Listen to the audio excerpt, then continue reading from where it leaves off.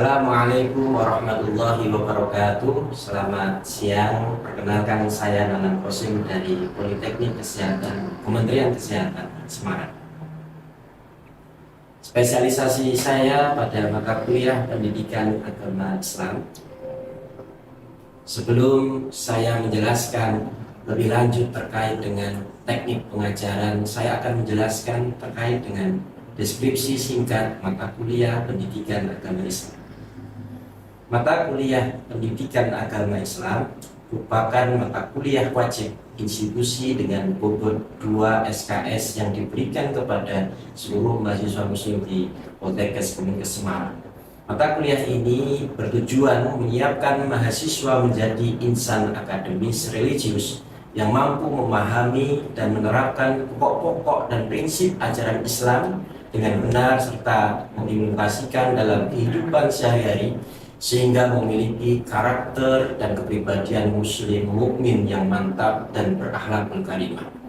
Adapun capaian pembelajaran mata kuliah ini adalah agar mahasiswa mampu menjelaskan konsep ketuhanan yang Maha Esa, hakikat manusia, serta integrasi nilai-nilai iman, Islam, dan ihsan dalam membentuk pribadi profesional yang bertanggung jawab, jujur, peduli, dan beretika dalam kehidupan bermasyarakat maupun dalam pelayanan kesehatan. Selain itu, mahasiswa juga diharapkan mampu menerapkan prinsip moderasi beragama, menghargai keberagaman budaya, serta menganalisis peran ajaran Islam dan perkembangan ilmu pengetahuan dalam membentuk perilaku hidup sehat, etos kerja, integritas, serta kemampuan memberikan edukasi kesehatan kepada pasien, keluarga, dan masyarakat. Mata kuliah ini diselenggarakan dalam 16 kali pertemuan yang terdiri atas 14 kali perkuliahan tatap muka, 1 kali ujian tengah semester, dan 1 kali ujian akhir semester.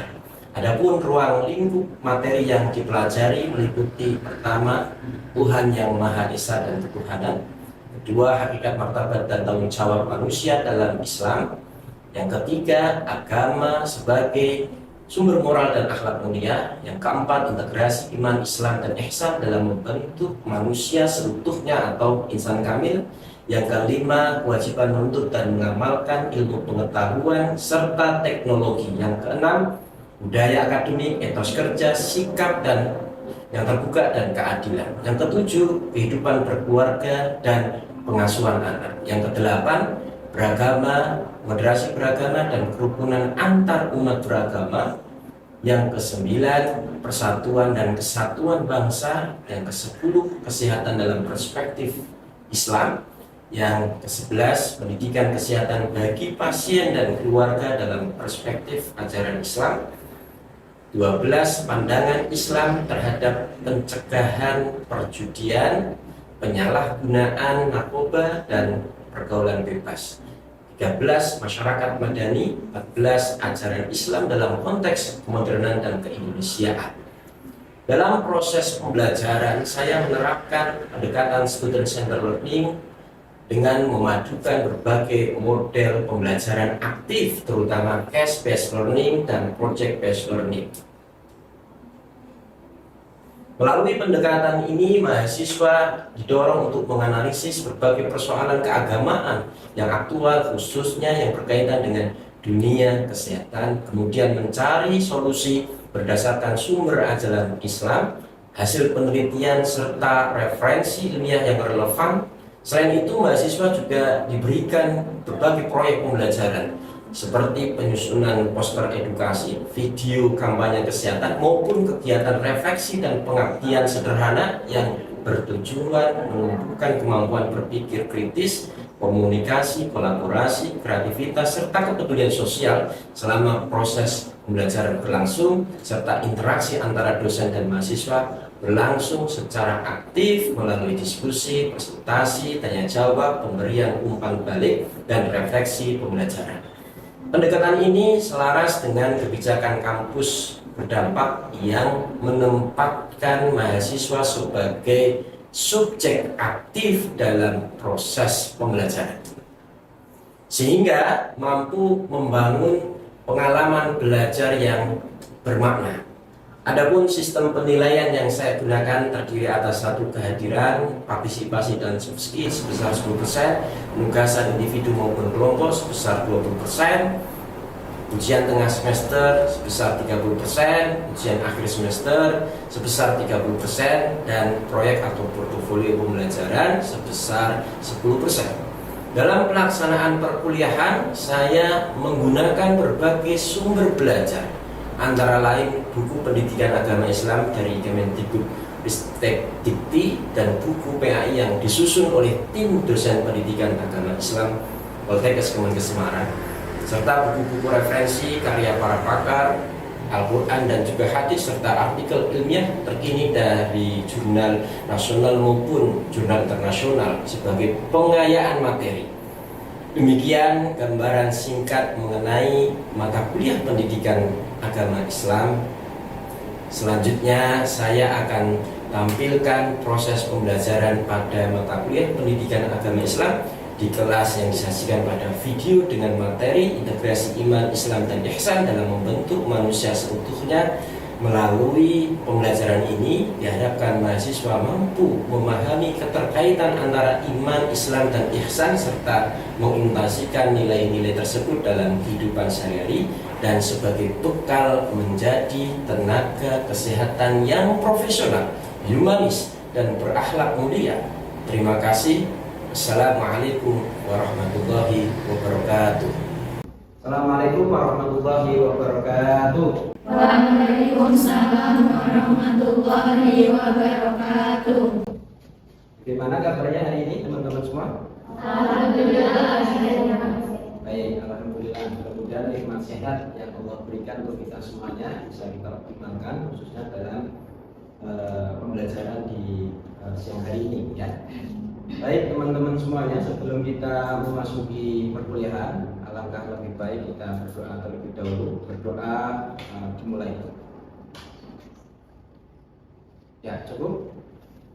Teman-teman semuanya, pertemuan hari ini kita akan memasuki materi tentang integrasi iman, Islam, dan ihsan, ya, dalam membentuk manusia yang seutuhnya atau insan kamil.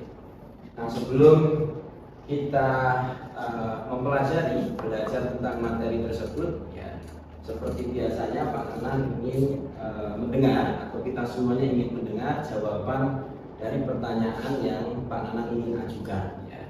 Pertama, kenapa ada orang yang rajin ibadah tetapi dalam kehidupan sehari-harinya tidak menunjukkan akhlak yang mulia? Silakan, ada yang jawab? Ya. Menurut saya karena mereka belum benar-benar memahami tentang ihsan dan imannya itu di dalam hidupnya kita. Ya, baik. Oke, Aulia jawabannya demikian. Kemudian ada pertanyaan yang kedua, kenapa ada orang yang rajin ibadah sholat tetapi melakukan tindakan korupsi atau tindakan kejahatan yang lain? Kenapa nih? Selain Aulia mungkin? Ya. Karena kalau rajin ibadah itu kan hubungannya dengan Allah ya Pak. Jadi kan itu hubungannya sama Allah. Tapi kalau misalnya korupsi dan lain-lain itu biasanya dia belum percaya banget, maksudnya belum yakin dengan dirinya apa arti dengan Allah. Maksudnya hubungan dari dia dan Allah. Ya. Baik. Jawaban dari Mbak Sekar, ya. Demikian, ya. Nanti kita akan pelajari bersama, dan dari pertanyaan itu tentu akan mengarah kenapa mahasiswa perlu, ya, mendapatkan sebuah materi tentang urgensi atau integrasi, ya, integrasi antara iman, Islam, dan ihsan dalam membentuk seutuhnya. Apalagi saudara sekalian ini, teman-teman mahasiswa, merupakan calon tenaga kesehatan yang tentu tidak hanya dibekali profesionalisme, kompetensi, ya, tapi juga perlu dibekali nilai-nilai spiritual, nilai-nilai moral dan etik. Dan ini selaras dengan materi kita pada pertemuan hari ini. Baik, materi kita hari ini, ya, bertujuan atau diharapkan agar mahasiswa bisa menjelaskan hakikat iman, Islam, dan ihsan. Yang kedua, mahasiswa dapat menganalisis hubungan antara iman, Islam, dan ihsan ya, dalam membentuk karakter muslim. Dan yang ketiga adalah mahasiswa dapat mengimplementasikan nilai-nilai Islam dan ihsan dalam kehidupan sehari-hari. Baik, teman-teman semuanya, perlu saya ingatkan kembali dasar daripada iman itu, yakni bagaimana kemudian kita mengetahui ya tentang pengertian daripada iman itu, baik itu secara etimologi maupun secara terminologi, sehingga dari dasar itu kita bisa menapaki konsep yang lebih komprehensif lagi ya. Kita mengenal bahwa kata dasar dari kata iman itu berasal dari kata amana yu'minu imanan, yang artinya adalah percaya atau mempercayai. Sedangkan menurut istilah atau terminologi, misalnya seperti yang sering kali kita dengar bahwa iman itu adalah i'tiqadu fil qalbi wa taqriru bil lisan wa amalu bil arkan. Jadi iman itu artinya mempercayai di dalam hati, diucapkan dengan lisan, dan dibuktikan dengan perilaku. Hal tersebut selaras dengan apa yang disampaikan oleh Imam Syafi'i radhiyallahu anhu, ulama yang pernah menulis sebuah kitab yang monumental sampai sekarang masih dikaji, yaitu kitab Al-Um, di mana beliau menjelaskan bahwa suatu ucapan, suatu tindakan dan niat itu kalau tidak bersamaan dilakukan maka tidak akan sempurna. Nah, ini titik tekannya adalah bahwa keimanan itu harus dilakukan secara bersamaan antara hati, ucapan, dan tindakan, gitu ya. Nah, di dalam Islam tujuan daripada keimanan itu puncaknya adalah penstatusan kita kepada Allah, penghambaan kita kepada Allah Subhanahu wa Ta'ala.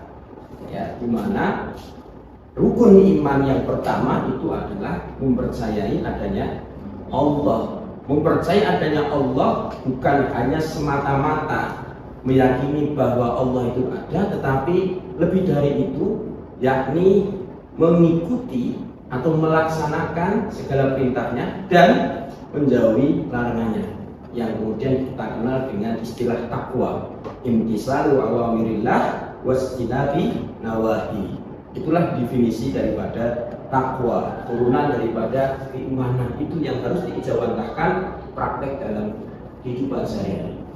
Nah, teman-teman semuanya tentu sering kita dengar ya, rukun din, rukun agama ya, itu ada 3. Yang pertama adalah rukun iman ya, atau di mana rukun iman itu ada 6. Sebagaimana hadis yang menjelaskan kepada kita semuanya ketika Rasulullah SAW ditanya oleh malaikat Jibril, ma huwal iman, jawabnya Kanjeng Nabi waktu itu adalah antu'minu billahi wa malaikatihi wa kutubihi wa rusulihi wal yaumil akhir wa bil qadari khairihi wa syarrihi. Jadi iman itu ada percaya kepada Allah, meyakini adanya para malaikat, meyakini adanya para nabi, para rasul, hari kiamat, dan meyakini adanya ketetapan Allah yang baik maupun yang buruk ya, qadar dan qadarnya Allah. Nah, keyakinan itu tentu tidak hanya terbatas pada keyakinan yang sesaat ya, tetapi misalnya di dalam hadis Rasulullah SAW disebutkan orang yang beriman itu adalah orang yang memberikan hak kepada tamunya. Fal yukrim dhaifah, maka muliakan tamumu.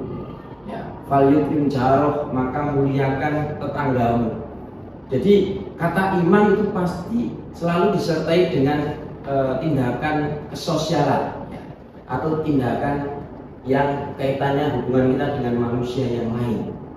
Ya, jadi inilah pikiran kita yang melangkah pada tindakan kita, yang tidak hanya berhenti pada aspek yang ada di dalam hati, tapi diijawantahkan di dalam perilaku sehari-hari.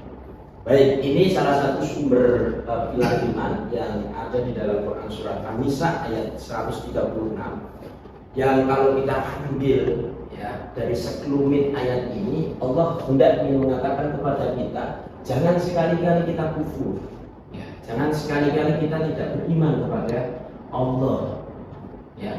Karena apa? Sebab kalau mereka itu tidak beriman kepada Allah dan seterusnya, maka kata Allah Subhanahu wa taala, faqad dhallala ba'ida. Maka sungguh orang itu telah tersesat sejauh-jauhnya. Ya. Nah, ini iman itu. Ya. Iman itu dalam pandangan ulama, ya, itu bersifat dinamis. Artinya dia bersifat fluktuatif.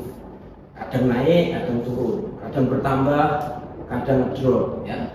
Nah, ini beberapa penambah dan pengurang daripada iman. Tetapi secara keseluruhan saya ingin mengatakan kepada teman-teman mahasiswa, bertambahnya iman itu disertai dengan ketaatan. Istilahnya adalah al-iman yazid wa yanqus. Iman yazid ma'at ta'ah wa yanqus ma'al maksiyah. Jadi iman itu bertambah tatkala dia disertai dengan ketaatan. Sebaliknya iman itu bisa berkurang tatkala disertai dengan kemaksiatan. Ya. Jadi kalau kita ingin bertambah keimanan kita, maka sering-seringlah kita taat kepada Allah, ya, taat kepada para rasulnya. Kemudian dimensi cabang keimanan ada 3 yang saya katakan di awal: fil qalbi, dalam hati; fil lisan, di dalam lisan; dan fil arkan, di dalam tindakan atau perbuatan. Nah, kemudian yang kedua, konsep Islam yang tentu juga harus saudara teman-teman ketahui, di mana Islam itu adalah dari kata aslan muslim, Islam, yang artinya tunduk patuh. Ya, ini tentu ada korelasinya dengan iman. Keyakinan harus kemudian ditindaklanjuti pada kepatuhan. Maka orang yang patuh, orang yang tunduk, dia layak disebut sebagai muslim. Dia layak disebut sebagai seorang yang beragama Islam. Tunduk kepada siapa? Kepada Allah Subhanahu wa taala. Nah, Islam itu sendiri adalah agama yang tidak hanya untuk lil muslim, tetapi lil alamin. Maka konsep Islam rahmatan lil alamin juga perlu kita ijawantahkan dalam kehidupan sehari-hari. Misalnya dalam praktek kesehatan, ya, kita tidak bisa kemudian membatasi, ya, pasien kita hanya dari kelompok tertentu atau dari golongan tertentu atau bahkan dari agama tertentu. Tapi kita memberikan pelayanan itu semuanya kepada semuanya tanpa melihat latar belakang, termasuk agama sekalipun. Ya, karena Islam membawa rahmatan lil alamin. Nah, Islam itu adalah agama yang kata Allah yang diridhoi. Inna dina indallahil Islam.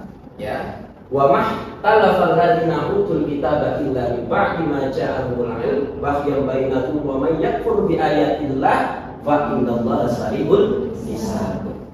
Jadi ayat ini juga menegaskan bahwa agama yang diridhoi oleh Allah Subhanahu wa taala adalah Islam. Ya. Tetapi juga tidak boleh menutup diri bahwa ada keyakinan dan agama lain, sehingga ada kesosialan yang itu masuk pada aspek ukhuwah batoniyah atau ukhuwah insaniyah, dan juga ada aspek ukhuwah islamiyah. Nah, ini juga harus diketahui oleh teman-teman mahasiswa.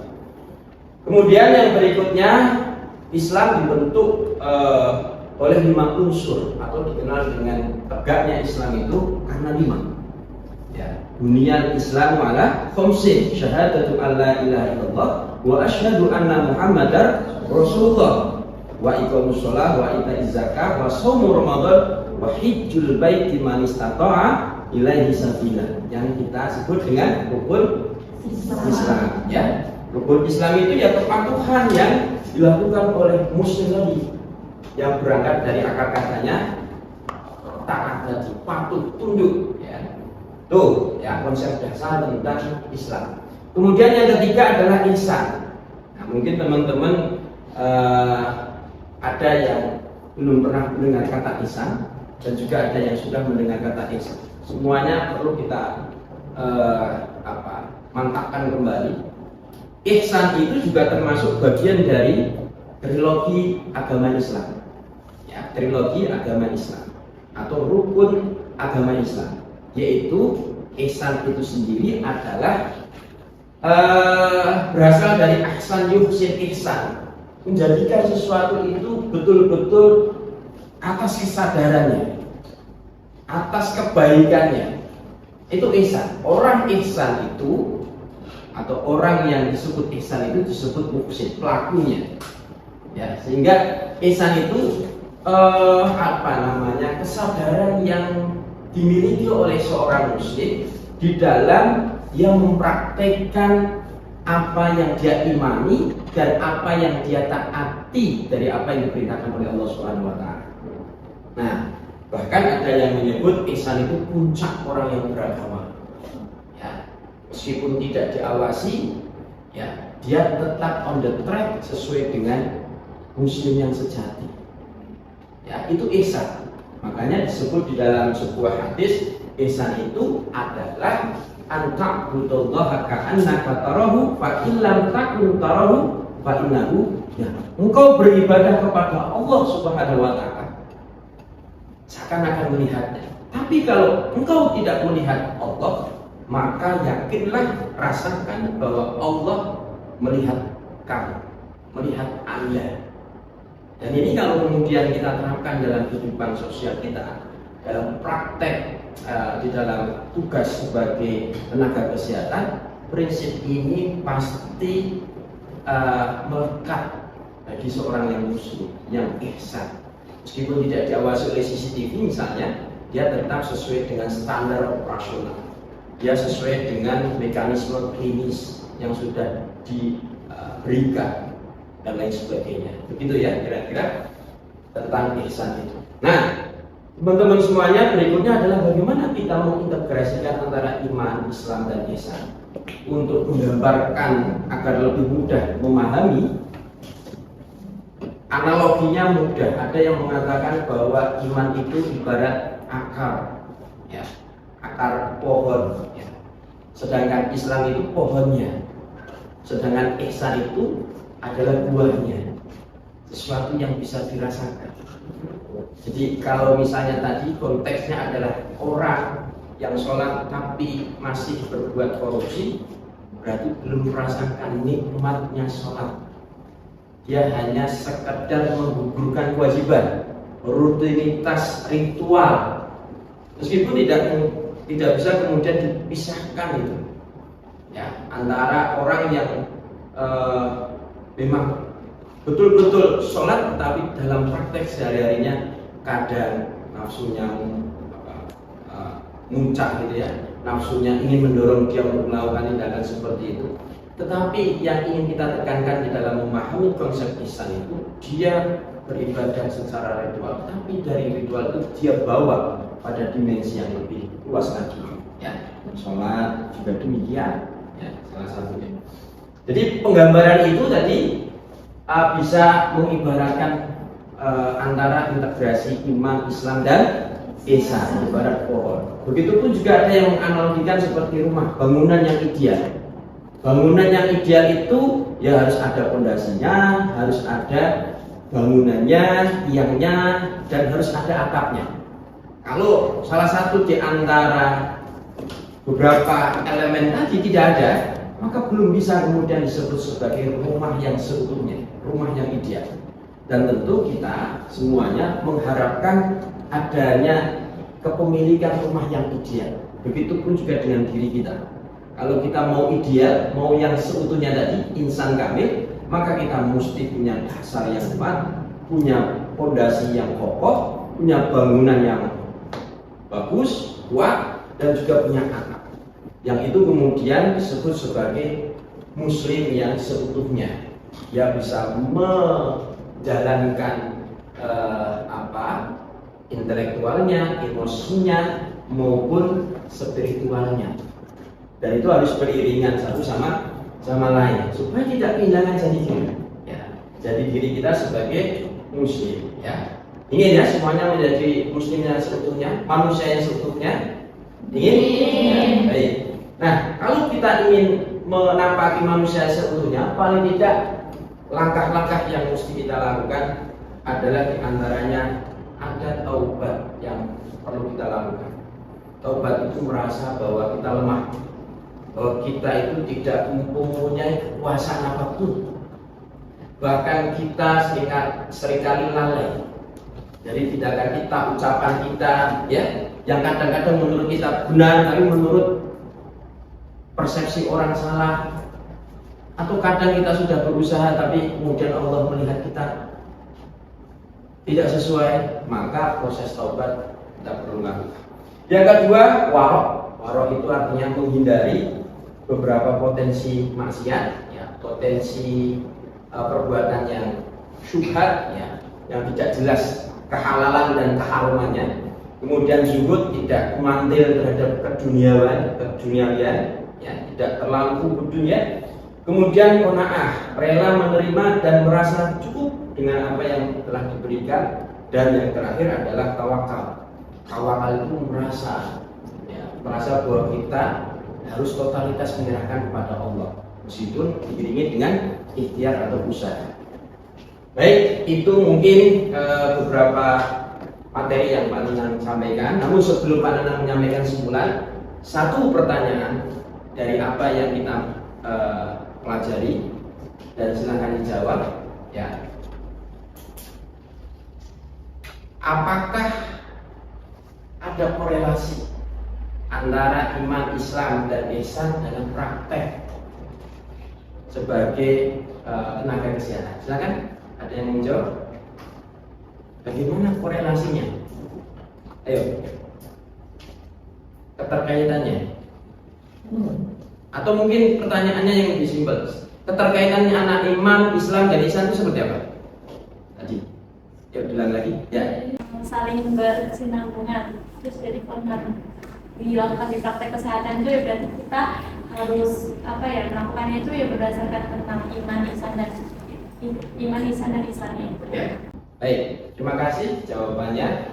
Saya kira pertemuan kita cukup demikian, ya. Kesimpulannya adalah bahwa iman itu ada di dalam hati, Islam itu tindakan yang bisa dilihat oleh orang, dan ihsan itu kesadaran orang yang beragama, ya. Dan untuk tugas materi kita hari ini, teman-teman nanti membuat refleksi tentang materi kita pada kesempatan ini dan nanti diupload di learning, ya. Minggu depan kita akan diskusikan dari apa yang sudah disusun. Baik, saya kira itu saja yang dapat Pak Nanang berikan dan mudah bermanfaat. Terima kasih. Kita akhiri dengan bacaan hamdalah dan doa kafaratul majelis. Alhamdulillah. Subhanakallahumma wa bihamdika asyhadu an la ilaha illa anta astaghfiruka wa atubu ilaik. Terima kasih. Assalamualaikum warahmatullahi wabarakatuh. Waalaikumsalam warahmatullahi wabarakatuh. Demikian proses pelaksanaan pembelajaran yang kami lakukan bersama dengan mahasiswa. Mudah-mudahan bermanfaat di dini wa dunya wal akhirah. Wa afu minkum. Wassalamualaikum warahmatullahi wabarakatuh.